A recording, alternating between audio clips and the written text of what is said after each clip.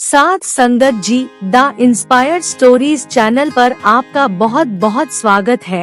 Video शुरू करने से पहले कृपया आप मेरे चैनल को सब्सक्राइब जरूर करें और साथ में बेल आइकन को भी दबा दें ताकि मेरे नए वीडियो का नोटिफिकेशन आपको मिल जाए। और अगर वीडियो अच्छा लगे तो कृपया लाइक, कमेंट और ज्यादा से ज्यादा शेयर करें। अब देर न करते हुए आज की कहानी शुरू करते हैं।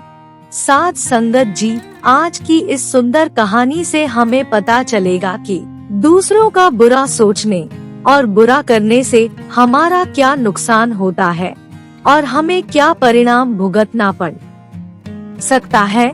अगर आप भी ये जानना चाहते हैं तो कृपया इस वीडियो को अंत तक जरूर सुनें। अब देर ना करते हुए आज की कहानी शुरू करते हैं। प्राचीन समय की बात है। एक गांव में राम सिंह अपनी पत्नी के साथ रहता था। राम सिंह बहुत ही गरीब था। वो अपने गांव के जमींदार के घर में काम करता था। जो कुछ भी वो कमाता उसी से उसके घर का गुजारा चल रहा था। राम सिंह अपनी गरीबी से बहुत ज्यादा दुखी था। वो हमेशा परमात्मा को दोष देता रहता था कि हे परमात्मा, तुमने मेरी कैसी तकदीर लिखी है जो मुझे इतना गरीब और मजबूर बनाया है।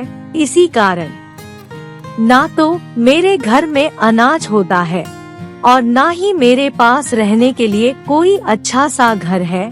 इसलिए हे परमात्मा, मैं अपनी जिंदगी से दुखी हो गया हूँ और इस कारण कई बार मेरा मन करता है कि आत्महत्या कर लूं। एक दिन उसकी पत्नी ने उसको कहा, आप जो घर में पैसे देते हो उससे घर का गुजारा करना बहुत मुश्किल है।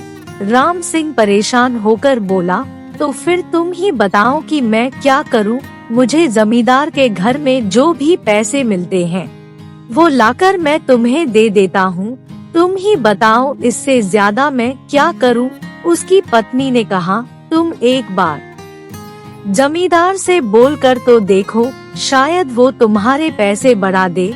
राम सिंह ने अपनी पत्नी की बात सुनकर कहा, तुम शायद ठीक कहती हो। मैं आज ही जमींदार से बात करके पैसे बढ़ाने की बात करता हूँ। ये बोलकर राम सिंह काम करने के लिए जमींदार के यहाँ चला गया। राम सिंह ने हिम्मत जुटाकर जमींदार से कहा, मालिक, इस बार थोड़े पैसे बढ़ा दीजिए, क्योंकि आप जो भी पैसे देते हो उससे मेरे घर का गुजारा नहीं होता। राम सिंह की बात सुनकर जमींदार को गुस्सा आ गया। वो बोला, मैं तुम्हें जितना दे रहा हूँ उसी से तुम्हें गुजारा करना होगा, और वैसे भी तुम काम तो ढंग से करते नहीं हो और हर समय पैसों की बात ही करते रहते हो। तुम्हें काम करना है तो करो, नहीं तो इतने पैसों में मुझे और मजदूर मिल जाएंगे। जमींदार की बात सुनकर राम सिंह मायूस हो गया और चुपचाप अपने काम में लग गया। शाम के समय जब राम सिंह अपने घर पहुंचा तो उसकी पत्नी ने उससे पूछा, आज तुमने जमींदार से पैसे बढ़ाने के लिए कहा या नहीं? राम सिंह बोला, हाँ, बात तो मैंने की थी, लेकिन जमींदार ने पैसे बढ़ाने से मना कर दिया। इसके बाद पति पत्नी बातें करते हुए सो गए। सुबह उठने के बाद राम सिंह काम पर चल दिया, लेकिन वो रास्ते में यही बोलता हुआ जा रहा था कि हे परमात्मा, मेरी गरीबी पर दया करो जिससे हम खुश रह सके। जिस जगह से राम सिंह जा रहा था वहीं पर एक महात्मा जी बैठे हुए थे। महात्मा ने जब राम सिंह की बात सुनी तो उसे अपने पास बुलाया और पूछा, बेटा, तुम बहुत परेशान नजर आ रहे हो, क्या बात है? राम सिंह ने महात्मा को हाथ जोड़कर माथा टेका। महात्मा ने दोबारा उससे पूछा, बेटा, तुम किस बात से परेशान हो रहे हो?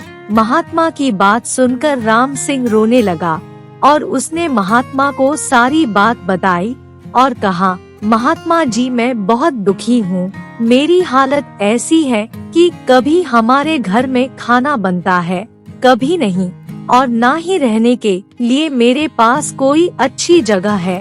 इसलिए मैं अपनी जिंदगी से तंग आ गया हूँ।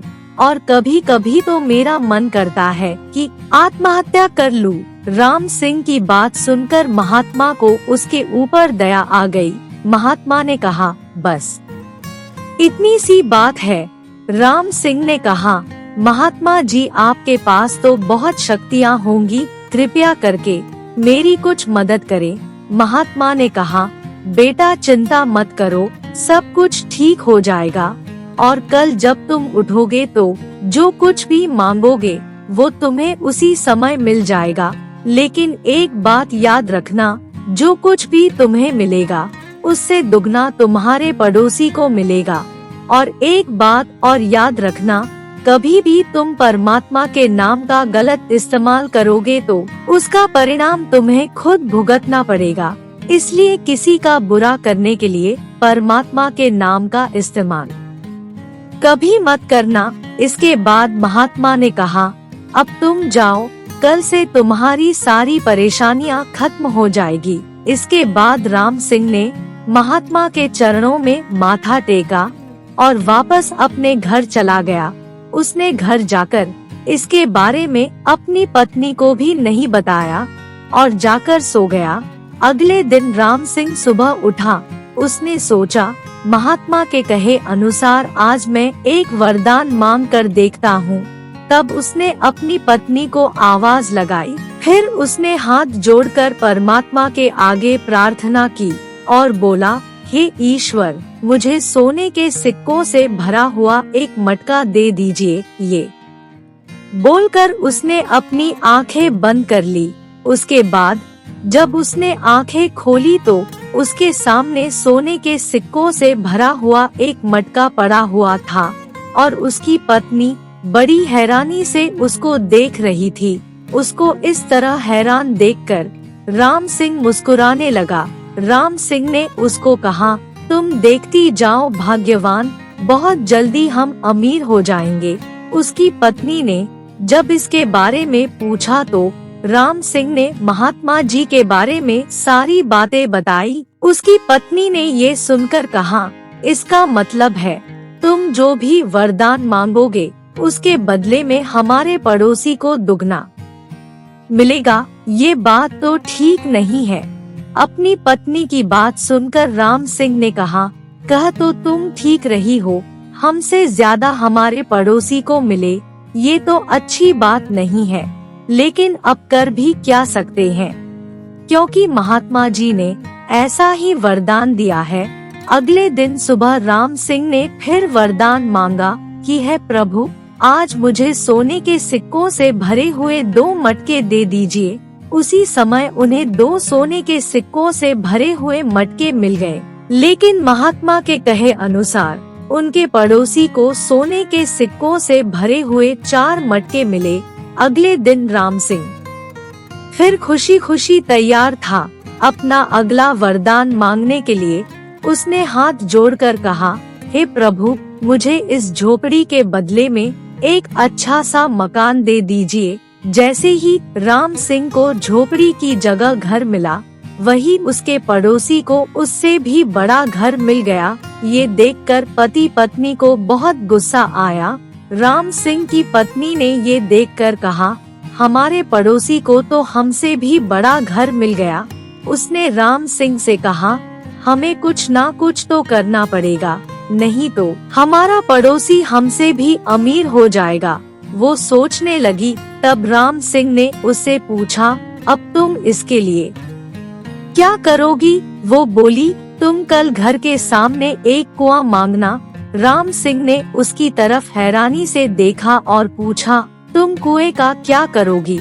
उसने कहा, इसके बारे में मैं तुम्हें बाद में बताऊंगी, बस कल तुम वही करना जो मैंने तुम्हें कहा है। राम सिंह ने कहा, ठीक है, जो तुमने कहा है कल मैं वही करूँगा। अगले दिन राम सिंह ने हाथ जोड़कर कहा, प्रभु, मुझे मेरे घर के सामने एक कुआं चाहिए। तभी एकदम उसके घर के सामने एक कुआं बन गया और उसके पड़ोसी के घर के सामने 2 कुएं बन गए। उसके बाद अगले दिन राम सिंह की पत्नी ने उसको कहा, अब देखती हूँ हमारा पड़ोसी हमसे ज्यादा अमीर कैसे बनता है। उसने राम सिंह से कहा, आज तुम परमात्मा से मांगो कि हम दोनों की एक एक आँख फूट जाए। राम सिंह ने पूछा, इससे क्या होगा? उसने कहा, इससे ये होगा कि हमारे पड़ोसी की दोनों आंखें फूट जाएगी और उसके बाद सब कुछ हमारा हो जाएगा। राम सिंह ने उसकी बात सुनकर कहा, तुम किस तरह की बात कर रही हो? हमारा ऐसा करना बहुत ही गलत होगा। उसकी पत्नी ने कहा, कुछ भी गलत नहीं होगा, जो मैं कह रही हूँ तुम वही करो। राम सिंह को उसकी जिद माननी पड़ी। उसने हाथ जोड़कर कहा, प्रभु, मेरी और मेरी बीवी की एक एक आँख फोड़ दीजिए। जैसे ही राम सिंह ने ये कहा, उसी समय राम सिंह और उसकी पत्नी की दोनों आंखें फूट गई। ये देखकर दोनों घबरा गए और बोले, ये क्या हो गया? साध संगत जी, अब उन दोनों को कुछ भी नजर नहीं आ रहा था। वो इधर उधर दौड़ने लगे और कुछ नजर न आने के कारण दोनों कुएं में गिर गए और मर गए। साध संगत जी, राम सिंह को महात्मा ने पहले ही कहा था कि कभी ईश्वर का नाम लेकर किसी के बारे में गलत मत सोचना, लेकिन राम सिंह ने अपनी पत्नी की बातों में आकर वही गलती की, जिसके कारण उन दोनों को लालच का फल मिल गया। साध संगत जी, इसलिए जीवन में कभी भी किसी के बारे में बुरा नहीं सोचना चाहिए, बल्कि हमें तो सबके बारे में अच्छा ही सोचना चाहिए, क्योंकि अगर सबके बारे में अच्छा सोचेंगे तो परमात्मा हमारा अपने आप ही अच्छा करेगा। साध संगत जी, मनुष्य हमेशा दूसरों की खुशी देखकर दुखी होता है और हमेशा इस बात से परेशान रहता है, लेकिन अगर वो सबका भला मांगेगा तो वाहेगुरु उसको भी कभी निराश नहीं करेंगे। गुरु नानक देव जी ने भी कहा है, नानक नाम चढ़दी कला, तेरे भाने सरबत दा भला। इसलिए साध संगत जी, हमें इस कहानी से शिक्षा लेकर हमेशा सबका अच्छा ही सोचना चाहिए, ताकि हम परमात्मा की खुशी हासिल कर सके। साध संगत जी, अगर आपको ये कहानी अच्छी लगी हो तो कृपया लाइक, कमेंट और शेयर जरूर करें। आपके प्यार और स्नेह के लिए बहुत बहुत धन्यवाद।